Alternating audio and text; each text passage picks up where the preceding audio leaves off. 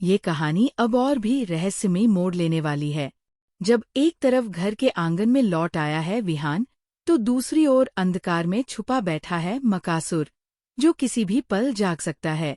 क्या गौरी अपनी जान दांव पर लगाकर मान कलश हासिल कर पाएगी, या फिर मोहना की चाल सबको अनहोनी की ओर धकेल देगी? आज के एपिसोड में खुलेंगे कई राज और उठेगा सवाल, क्या सच में ये वापसी है या दावंश की शुरुआत? वीडियो शुरू करने से पहले कृपया हमारे चैनल को लाइक और सब्सक्राइब करें और लेटेस्ट अपडेट्स कभी मिस न करें। इसके लिए बेल आइकन दबाना न भूलें। अब चलिए वीडियो शुरू करते हैं।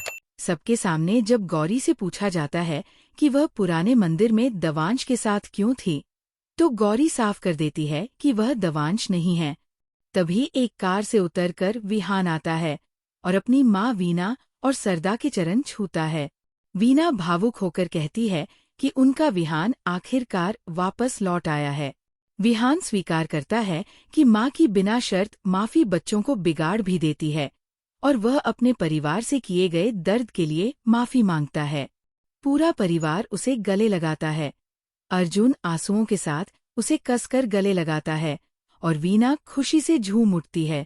लेकिन विहान बताता है कि उसकी वापसी स्थायी नहीं है और उसके पास बताने के लिए एक अहम बात है।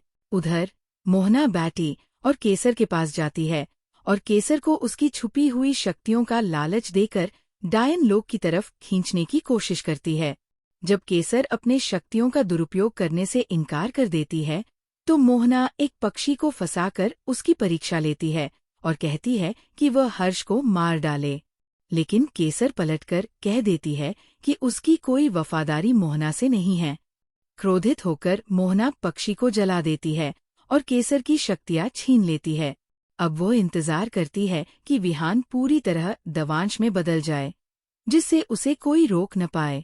वापस परिवार में विहान सबको एक कुएं के पास ले जाता है और बताता है कि उसका मान कलश, गौरव का पात्र, इसी कुएं में छुपा है।